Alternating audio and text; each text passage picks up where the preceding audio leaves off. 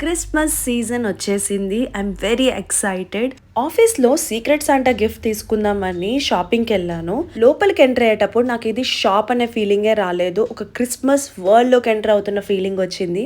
ఇన్ని ఐటమ్స్ ఉంటాయా అని ఫస్ట్ టైం ఎక్స్పీరియన్స్ చేస్తున్నాను. రేట్స్ అయితే కొన్ని రీజనబుల్ ఉన్నాయి, కొన్ని ఎక్స్పెన్సివ్ ఉన్నాయి. డెకరేషన్ ఐటమ్స్ వచ్చేసి మనకి మినిమం 50-60 రూపీస్ నుంచే స్టార్ట్ అయి ఉన్నాయి ఇక్కడ. నేను యాక్చువల్లీ క్రిస్మస్ డెకరేషన్ బ్లాగ్ చేద్దాం అనుకున్నాను. బట్ అన్ఫార్చునేట్లీ నేను క్రిస్మస్ కి ఇక్కడ హైదరాబాద్ లో ఉండట్లేదు.